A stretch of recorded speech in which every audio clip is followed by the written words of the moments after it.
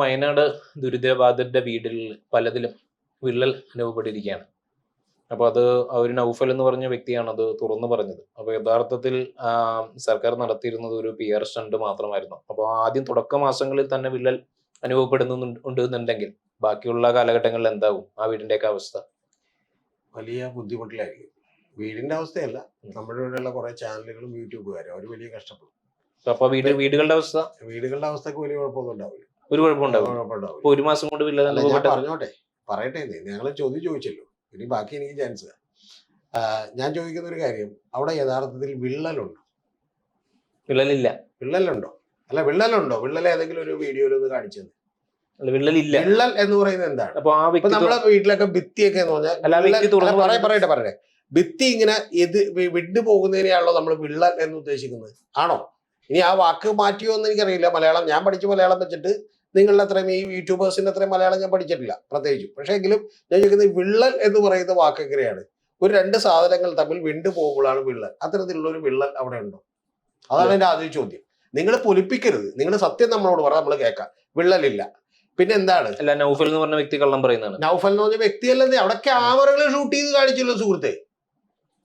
നൗഫൽ എന്ന് പറഞ്ഞ വ്യക്തി കള്ളം പറഞ്ഞില്ല എന്നുള്ള ചോദ്യത്തിനൊന്നും പ്രസക്തിയില്ല. നിങ്ങൾ അറിയേണ്ടത് അവിടെ ക്യാമറകൾ ഷൂട്ട് ചെയ്ത് കാണിച്ചു. ക്യാമറകൾ ഷൂട്ട് ചെയ്ത് കാണിച്ചത് എന്താണ്? ഒരു പെൻസിൽ കൊണ്ട് വരച്ചേക്കണ വരയാണ് കാണിച്ചത്. അല്ലാതെ വിള്ളൽ താങ്കൾ കണ്ടോ? പെൻസിൽ കൊണ്ട് വരച്ചേക്കണ വര കണ്ടു, വിള്ളൽ കണ്ടോ? ബലക്ഷയം കണ്ടു. അല്ല, ബലക്ഷയം എന്നൊക്കെ ഉള്ളത് വലിയ വാക്കാണ്. എന്റെ ബലക്ഷയം എങ്ങനെ കാണുന്നത്? താങ്കൾക്ക് ഒരു ബലക്ഷയം ഉണ്ടായില്ല എന്നുള്ള എനിക്ക് പുറമേ നോക്കി മനസ്സിലാക്കാൻ ഉറപ്പില്ല. അത്ര മതി. ഞാൻ ചോദിക്കുന്ന ആ വീട്ടിൽ ഇപ്പം ഞാൻ ചോദിക്കുന്ന ഒരു ചോദ്യം, എന്റെ ചോദ്യം വളരെ സ്പെസിഫിക് ആണ്. യെസ് ഓർ നോ പറയാവുന്ന ഉത്തരമാണ്. അതിന് ഉരുളേണ്ട ആവശ്യമൊന്നുമില്ല. വിള്ളൽ കണ്ടോ? അല്ല, ഒരു കുടുംബത്തിന് ആ വീട്ടിൽ തങ്ങാൻ കഴിയുമോ? അങ്ങനെ ഒരു അവസ്ഥയാണ്. എനിക്ക് ഞാൻ തങ്ങിക്കോളാം. അല്ല, അങ്ങനെ എനിക്ക് കാശും കൂടി നിങ്ങൾ തന്നാൽ ഞാൻ പോയി തങ്ങാം, എനിക്കൊരു കുഴപ്പമില്ല. എന്റെ ചോദ്യം ഇത്രേ ഉള്ളൂ. എന്റെ ചോദ്യം, വിള്ളൽ അവിടെ ഉണ്ടോ ഇല്ലേ? അതായത് ഭിത്തി വിണ്ട് കീറുക എന്ന് പറഞ്ഞാൽ ഭിത്തി ഇങ്ങനെ രണ്ടായി എന്ത് ചെയ്യുക, പിളരുക എന്നുള്ളതാണ്. അത്തരത്തിലുള്ള ഒരു വിള്ളൽ അവിടെ ഉണ്ടോ ഇല്ലേ? അതിനൊന്ന് യെസ് ഓർ നോ പറ. താങ്കൾ കണ്ടിട്ടുള്ള വിഷ്വൽസ് ഒക്കെ അടക്കം വെച്ചിട്ടുള്ള ഒരു അനുഭവപ്പെട്ടു. വിള്ളൽ ഉള്ളതായിട്ടോ? ഭിത്തി ഇങ്ങനെ വിണ്ട് കീറുന്നതായിട്ട് എനിക്ക് അനുഭവപ്പെട്ടു. അതാണല്ലോ മന്ത്രി അത് പേസ്റ്റ് ചെയ്യുന്നത്. മന്ത്രി അത് ഉറപ്പിക്കുന്ന ഒരു വീഡിയോ ഉണ്ടല്ലോ. അങ്ങനെയാണെങ്കിൽ പിന്നെ ഈ വീഡിയോ എടുത്തിട്ട് കാര്യമില്ല. കാരണം എന്താ അറിയാമോ, നമ്മൾ എന്തെങ്കിലും ഒരു സത്യം പറയണമല്ലോ. മന്ത്രി ഇന്ന് പേസ്റ്റ് ചെയ്തതല്ല, മന്ത്രി ഇന്ന് ചുരണ്ടിക്കളഞ്ഞത്. മന്ത്രി ഈ പറയുന്ന പോലെ പെൻസിൽ കൊണ്ട് വരച്ചിട്ടുള്ള വരയാണ് ചുരണ്ടിക്കളഞ്ഞത്, അല്ലാതെ വിള്ളലല്ല. അത് വിള്ളൽ എങ്ങനെ ചുരണ്ടിക്കളയണത്? നാളെ നമ്മുടെ ഫോൺ എന്ത് ചെയ്തു? ഈ ഫോൺ എന്ത് ചെയ്തു? വിള്ളൽ ഉണ്ടായി എന്ന് പറഞ്ഞിട്ടുണ്ടെങ്കിൽ ഇവിടെ സ്ക്രീൻ ഗാർഡിന് വിള്ളൽ ഉണ്ടായി എന്ന് പറഞ്ഞാൽ അത് പൊട്ടി എന്നാണ് അർത്ഥം. അല്ലാതെ അത് പൊട്ടുക എന്ന് പറയുന്ന ഒരു സംഭവം ഉണ്ടായിട്ടില്ല. വസ്തുതയായിട്ട് പറയാം. അത് അതിന് അടുത്ത ചോദ്യമാണ്. അല്ല, ഒരു മിനിറ്റ്, ആദ്യം തന്നെ അവിടെ വിള്ളൽ ഉണ്ടായിട്ടില്ല എന്നുള്ളത് സമ്മതിക്കുന്നുണ്ടല്ലോ. നമ്മൾ കണ്ടിട്ടുള്ള ഒരു വീഡിയോയിലും വിള്ളലില്ല.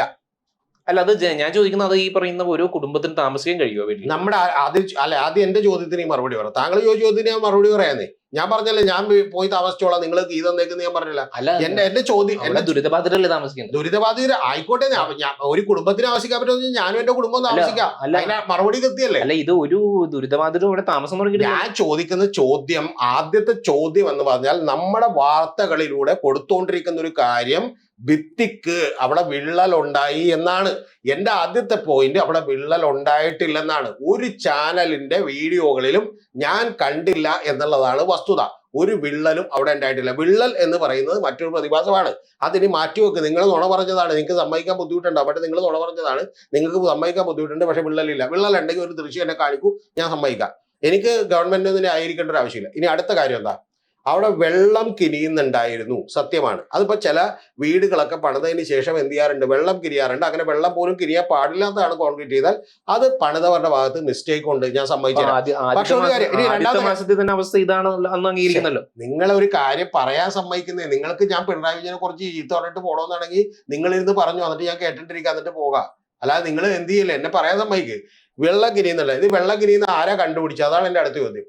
വെള്ളം കിനിയുന്നത് കണ്ടുപിടിച്ചത് പോണ്ടിക് ടെസ്റ്റ് എന്ന് പറയുന്ന ഒരു ടെസ്റ്റ്. അതായത് മുകളിൽ വെള്ളം പിടിച്ചു നിർത്തിക്കൊണ്ട്, സാധാരണ വീടുകൾക്കൊന്നും ചെയ്യാറില്ല, അങ്ങനെ നിർത്തിക്കൊണ്ട് ആ വെള്ളം നിൽക്കുമ്പോഴേക്കും എന്ത് ചെയ്യുന്നുണ്ടോ, താഴേക്ക് കിനിയുന്നുണ്ടോ എന്ന് നോക്കി ഈ ഊരാളുങ്കൽ ULCC അതോറിറ്റിക്കാർ തന്നെ പെൻസിൽ കൊണ്ട് രേഖപ്പെടുത്തിയതാണ്. അത് അത്രയും നമ്മൾ സംഭവിക്കില്ല. അതായത് ഈ നൗഫലോ അല്ലെങ്കിൽ ഈ പറയുന്ന പോലെ ആളുകളോ ഒന്നും കണ്ടുപിടിച്ചതല്ല. അവർ തന്നെ ഇത് കണ്ടുപിടിച്ച് അവർ തന്നെ പെൻസിൽ കൊണ്ട് വരച്ച് രേഖപ്പെടുത്തിയതാണ്.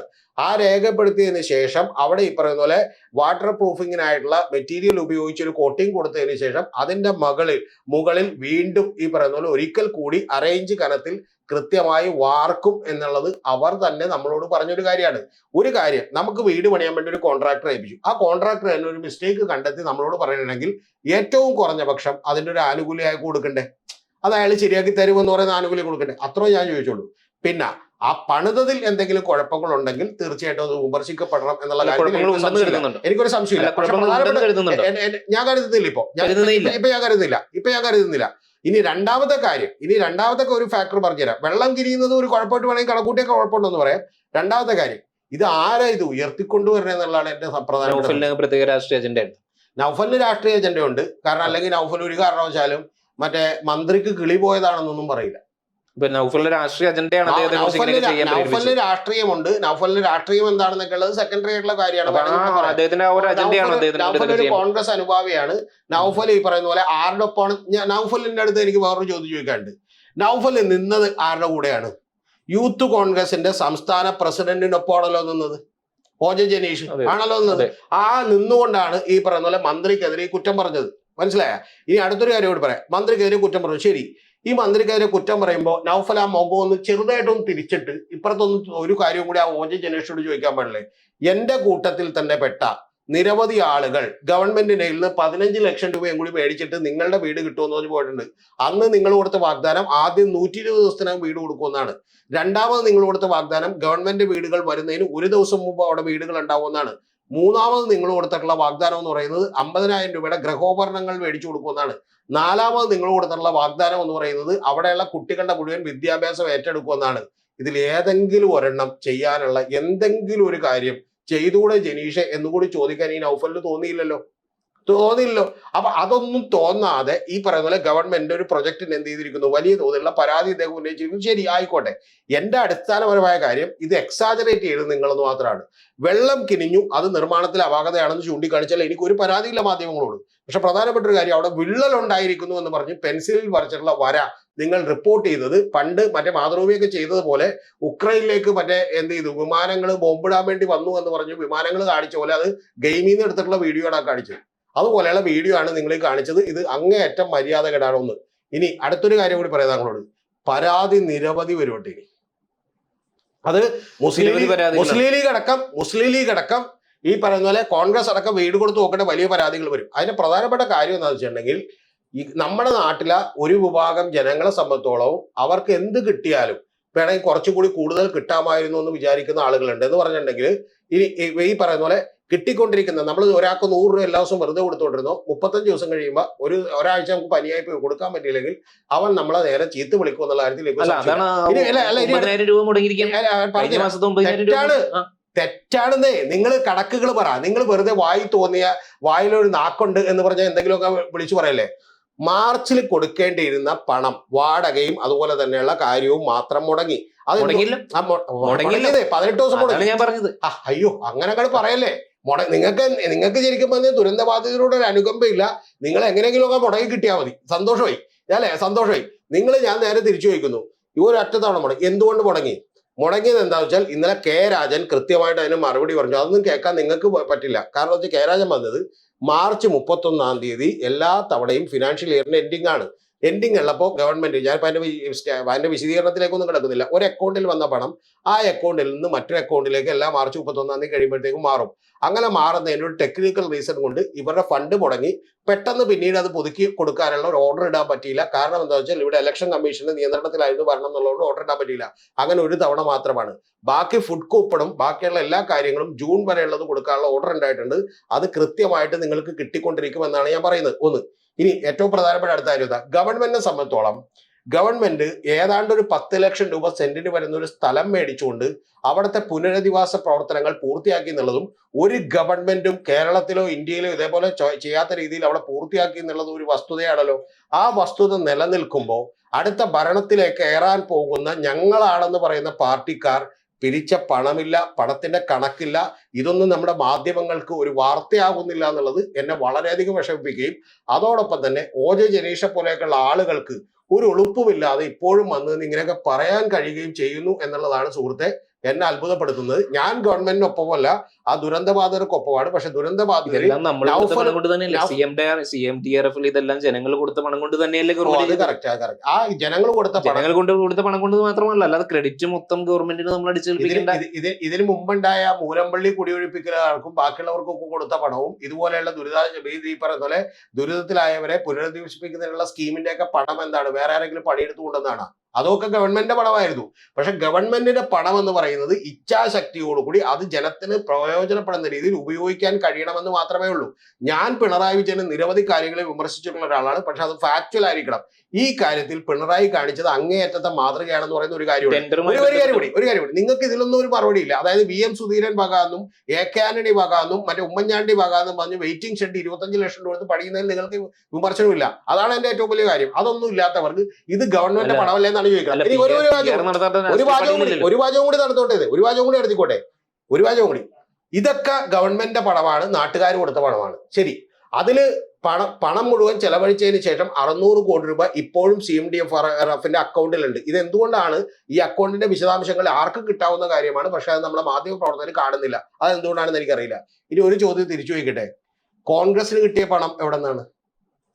കോൺഗ്രസിന്റെ മറ്റേ KPCC പ്രസിഡന്റും മറ്റേ ഭാരവാഹികള് 158 പേരും കൂടി മറ്റേ രാവിലെ കൂലിപ്പണിക്ക് പോയിട്ട് ഉണ്ടാക്കിയ പണമാണ്. അല്ലല്ലോ, അതും ജനങ്ങളെന്ന് പണമാണ്.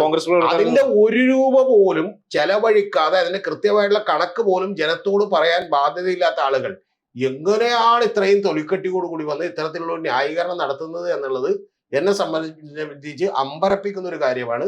പിന്നെ അവിടെ ഒരു കാര്യം ഇന്നലെ K രാജൻ കൃത്യമായിട്ട് പറഞ്ഞിട്ടുണ്ട്. ഗവൺമെന്റ് അല്ല പറഞ്ഞത്, ഊരാളുങ്കൽ സൊസൈറ്റിക്ക് ലേബർ കോൺട്രാക്ട് കൊടുത്തേക്കുന്നത്. ആ കോൺട്രാക്ട് കൊടുത്തേക്കുന്നത് പ്രകാരം അതിൽ ദുരൂഹത ഉണ്ടെങ്കിൽ അത് വേറെ ചർച്ച ചെയ്യാം. ഉമ്മൻചാണ്ടിയുടെ ഗവൺമെന്റാണ് ഏറ്റവും കൂടുതൽ വർക്ക് ഊരാളുങ്കലിൽ കൊടുത്തത്. അതിൽ ദുരൂഹതയുണ്ട്? അതിൽ ദുരൂഹതയല്ല.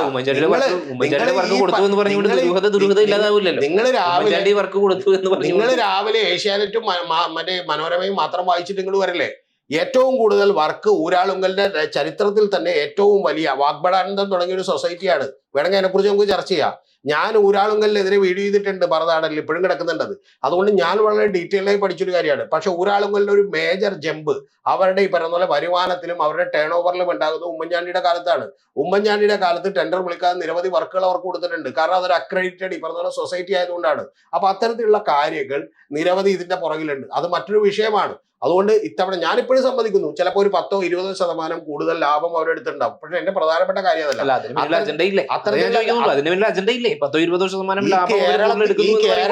ഈ കേരളത്തില് മറ്റേ പാലാരിവട്ടം പാലം പണിതപ്പോ പാലത്തിന്റെ പ്ലാൻ അല്ല,